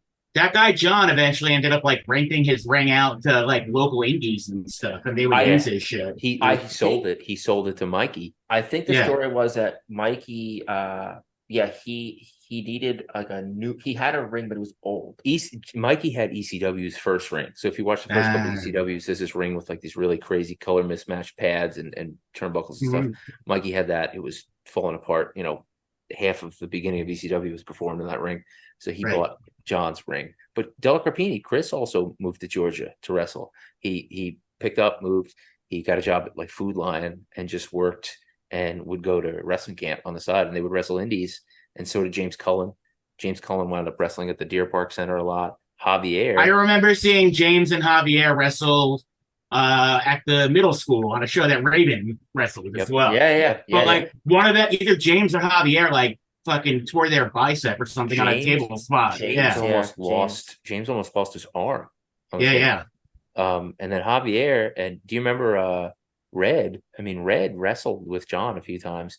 Red went on to train like Sasha Banks. I've seen Red. He has a promotion called House of Glory that runs in Queens now. And that's Tommy Dreamer too.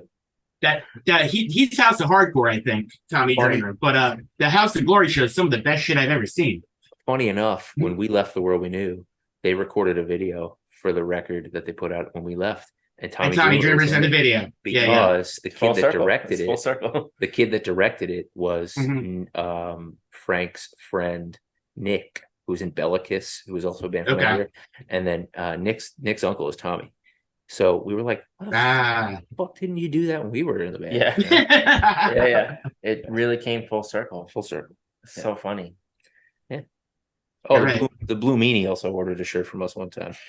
What's up? He did. Anyway, so Oh, man. Enough of our obligatory wrestling talk. there you go. Yeah. It's all connected though. It is. It is.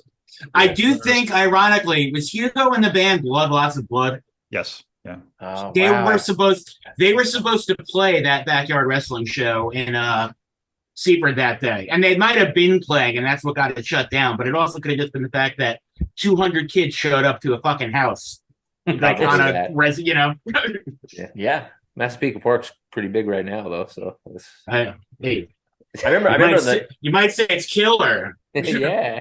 I remember NBC or one of those big news outlets came to John Feminella's house because the neighbors complained. Yep.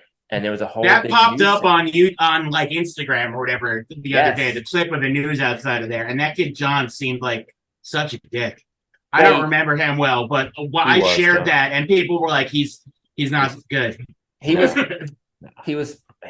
I had nothing against him. He was a spoiled kid. His mom just bought him whatever he wanted. Very generous. Shot in his head. But to us, we were like, oh, a wrestling ring. Yeah, He he was was. gonna go there every single day. He could have benefited from staying in school. That's all. That's all I'm saying. Oh well. It You're was right. a great time. So, I guess we won't do a full best and worst of the Hearst like in depth, but just tell us about like where you guys used to go as kids growing up, favorite spots to eat at, hang at. Well, we loved. I mean, when we moved here from Queens, we never had been to like an independent record store, so Looney Tunes was a big deal. That was a big deal. That was first walking in there. We're like, this is never seen this before. Yep. We lived by what was it, the Wiz in Queens, so like that's where we bought CDs. Well, Yeah. So from that to Looney Tunes is a big deal. I will say this: I moved to East Islip in 2018, and I've been vegan now for almost 20 years. The Lindenhurst Diner got a vegan menu in the year 2019. Unprecedented. So thank you, Lindenhurst Diner, but also at the same time, it would have been nice if you did that while I lived there. That's a favorite haunt of ours now.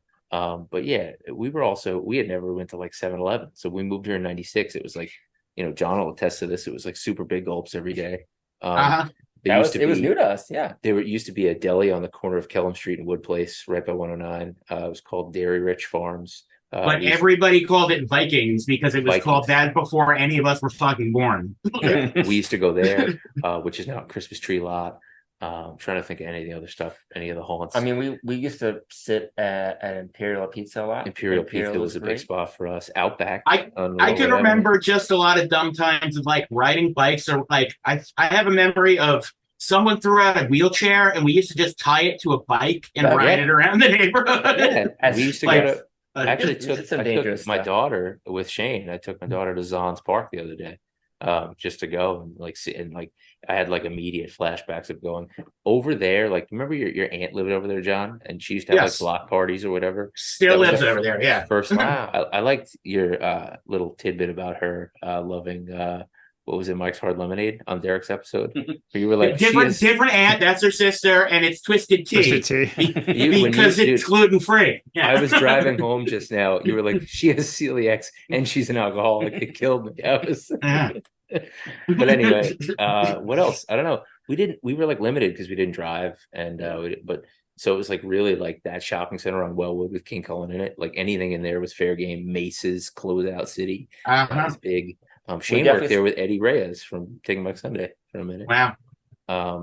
Yeah, nothing really in Lindenhurst Village. We definitely would spend a lot of time at the Burger King on Burger King, Straight Path on 109. That was a big That's right around the block from your house, basically. Yeah. And then that was like we used to go to that practice space up there a lot, the Joe's Garage spot. Yes. We used to that was a big spot. But it's cool to see how much stuff has came into the village recently. Like I like Mooney's coffee a lot. Yeah. It's cool to see all the restaurants popping up and like things like that, which is cool. Yeah. As soon as I left, thanks. It's just nice to see. It's cool to see a lot of new things, but it's still cool to see things from high school that are still around too. The library, we used to go to the library a lot, Yeah. like it's not cool, but See, we were north of Lyndhurst, so we weren't really close to the village. nah, And being 13 and you couldn't drive there, and going there was Mhm. we would walk there sometimes. It would take us half the we day. actually rode. This is not Lyndhurst, sorry, Vito, but we rode our bikes from our house in North Lyndhurst to the Long Island Zoo, that venue that was in Oh yeah, Deer Park. Deer Park or whatever, Yeah. like 6 miles, whatever, to see like Midtown, Newfound Glory, Dashboard Confessional, some band. It was some big show. I just remember doing that, and that was like super. That felt like we were like riding to Las Vegas from our house. It was so far. What else in Lyndhurst did we do? I'm telling you, it was Burger King. It was Looney Tunes. It was that little pocket in North Lyndhurst. A lot of our Lindenhurst time was spent like skating on bikes. Like, What was the place across 7-Eleven? Was it Beaver Lake? oh yeah, so Yes. where the Yes. precinct is now, there was a little like was wooded next to the area back precinct. there, and like John also got us super interested in Dr. DeLuca's media class in high school. So like we used to shoot media projects over there all the time because it was like this really weird wooded area. Yeah. Me and Christopher Del Carpini got in so much trouble for going to Beaver Lake when we were little because his mother said like only drug addicts and whores go there. What are you guys doing there? Like, What do you and think? now it's Yeah. and now it's like Dude, an what do over you think? 55 Drug addicts and community whores? now. Thrifty beverage is still there too. Yeah, Thrifty is It's- there. It is. Yeah. But that 7-Eleven is a Super 6 community. I sent you that now. video. It's not even It's- 7-Eleven. That's insane to me. That's some off-brand shit. It's so hard. It's so heartbreaking. Uh-huh. Yeah. It's horrible. But those were the spots for us when we were young. Yep. We were just when we came from Queens to the suburbs, it was like, oh, we can just like hop on our bikes and Go wherever. It was so Yeah. different from living in Queens. So we spent so much time like hockey, like just We outside. spent a lot of time at the school at Just Kids on Killam Street because it was right next to our house. We would just And- go to the field and then and Or each other- Dead Man's Hill that was over there, which Yeah. is hardly a hill at all. Yeah, do you not a hill. remember? Do you and remember? also too a lot of time at each other's houses. Yeah. Like Yes. that was a big thing too, especially tie that into the pay-per-views. Yeah, John introduced me to Taco Bell too. I have John to thank for a lot of things that I love. Do you remember when we were at the Just Kids field and the security guard came and like, Yes. made us get on our stomachs? I because- don't. Okay, so he Yeah. told us to get all on our stomachs because he had got a call that we were cutting up the soccer nets with knives, Mhm. and he got to you first, Mhm. and he put his Yeah. foot on your back, and he's like, Mhm. "Can't you read that sign? It says no playing." And he's like, "Can you read?" And you said, "Apparently not." Yeah. we also spent a shitload of time at Hollywood Video Yeah. when that was open. Yeah, I we mean, did. we were there probably every day. Yeah, I don't know why, but I just had a flashback to Steve, the Filipino guy that lived across the street from you guys. yeah. Is he still around? No, No. that house has been occupied. There's by been several a people. family. Gotcha. There's been a family there for a bit. Yeah, He was like a cook at the Outback or something, right? Yep. And he had a Yeah. crazy like huge pet snake. he was Yeah. in nursing Uh-huh. school. Yeah. Yeah. He actually he moved out. Yeah, he moved out a long time ago. That's But so everything funny. else, we still have the same neighbors. That little wooded lot across the street is actually a Mhm. gigantic like mansion house. Big now. house now. Yeah. Wow. But Yeah, those were the hangouts. those were the hangouts. Those were That was definitely it. the hangouts. All right. That was it. I guess we'll end with our closing question. If you could describe Lindenhurst to someone who's never been there, what would you tell them? I mean, these days I would say underrated. I would say underrated. I would say if you're someone who lives on Long Island and maybe you want, again, like I said, there's restaurants popping up, there's things like that. Like, go check it out. I would say it's underrated. People, because it's right next to Babylon, which is like a hotspot. Yeah. They have the theater now, a ton of restaurants, but Lindenhurst is coming up, which is great. So I would say underrated for sure. I don't live there anymore, but I can attest to that because I think it is. I also think it's one of those places too that like, as this podcast puts on display, there's a lot of lore, and Massapequa has the Baldwins and Amityville has the horror house. Lindenhurst But has the Currys though. Lindenhurst, So it's like- we were actually on the Wikipedia page for a little while as Seventh Dagger recording artist, Ryan Shane Wow. Curry. I don't know who did Nice. that. we didn't do but- it. We didn't do it. I didn't. But like every little town has their thing, but like Lindenhurst has so much. There's so much Yeah. crazy, like Underrated for sure. really weird lore. It's yeah, I don't. It's weird because when I moved out here, I didn't think I'd miss it. But my wife and I were over there the other day, and she's like, "Do you ever miss living here?" And I'm like, "Yeah, like I kind of did." Well, that's why this pod is so cool, because it highlights it. It's one of those places know? that like doesn't get enough credit for how accessible it is, how easily like navigable it is. It's yeah, and it's like it's I don't know anybody that I went to high school with that if I saw on the street and they recognize me and I recognize them, that I wouldn't want to stop and like talk to. And you hear a lot of people that are like, "Oh, I would never want to go back to high school," or "I can't." Like, it's good. Like, I have no bad memories of it. It's just it was a very fun place to grow up, and it seems like it's only gotten better, which you can't really say that about. I'm sure a lot of people can't really say that about a lot of the places where they've come from. Like For it sure.